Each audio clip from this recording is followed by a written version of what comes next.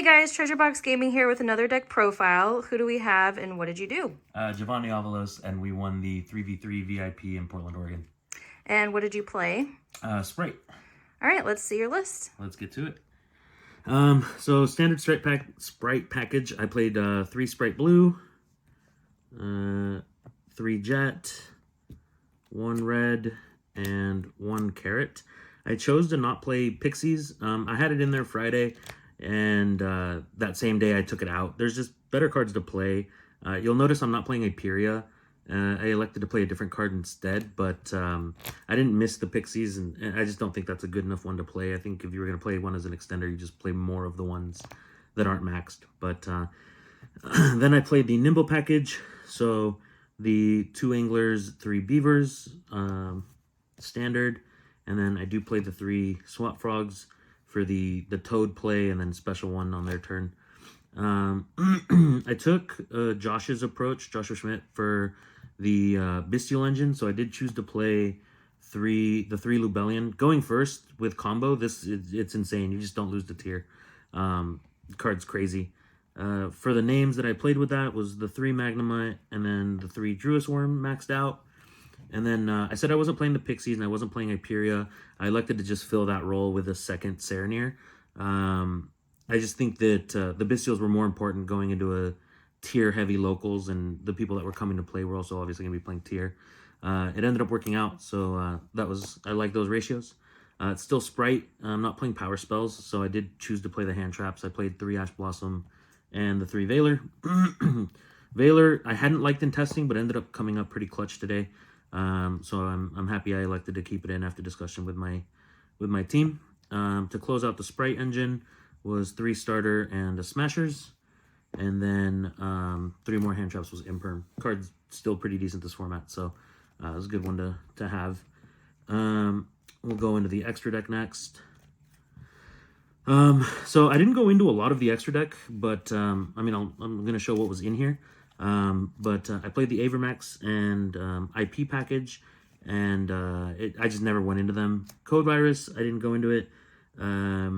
Nobody bagoosked me, so it worked out. The Dark, I didn't make that today either, but Sprint, obviously part of your standard combo. Elf, only need 2 in a format where the Ishizu cards exist. This card loses a lot of versatility as the duel goes on, and so we're not playing 3 anymore. Nobody has been for a while. The IP Masquerena, like I said, but I didn't go into that either. So of your links, the only ones I went into were these Spright monsters. I didn't use the other 4 today. Exceses that we played, we do play Zeus. We do play the Wallow because we play a heavy Bystial engine. I made it a lot in testing, and it was pretty relevant in testing, but at the actual tournament today, I didn't make this, and I didn't make the Downerd either. But they're there. They're good resources to have when needed. The 2s that I did go into, obviously we play Toad. It's part of your standard combo. MVP. Onimi Baru, I didn't make this today either. I was winning a lot of games off the back of Toad, Bystials, hand traps, disruptions, so I didn't have to make a lot of other cards. By the time it got back to my turn, it was just trying to swing for game. 2 gigantic Sprites. It is what it is. Card's good. And then 1 number 2, the Shadow Mosquito. I hadn't actually played a tournament, I don't think, with this yet, but in testing, it would just steal games against tier because they would have big bodies or a field spell pumping one of their bodies and not being able to take damage and then force them to burn. In our final round of the day, that's how I stole game 1. I was able to put enough monsters on the field to do this and then crush over their monsters to deal the effect damage and close out. Treasure Box Gaming Field Center. And then the side deck, I knew there was going to be Bystials there, or I'm sorry, a lot of tier element there, but I also knew that was probably going to be played in the middle position heavier. So while I was expecting tier, and that's what my main deck was built to, my side deck was built to like rogue stuff. So on the off chance that I played anything that wasn't those main decks, I was able to play. So it's going to look weird compared to the standard. Obviously we play Red Resonator because he's our favorite extender post side. So that's good. We play 1 Feather Duster for back row hate. I play 3 Dark Ruler because I wanted to respect the mirror match. I didn't want to have nothing for it. And it's also good for Flu to out that barrier statue. With Flu in mind, and other decks in general. 3 Lightning Storms. MVP of the format, probably Triple Tactics. I chose to not main it, but I did decide to side it because I felt like I needed to play it because the card's just insane. I did play the 1 Double Cross on the side for when I go first. Search this. I was ending on this, your Toad, you know, a red or a carrot with the extra tribute.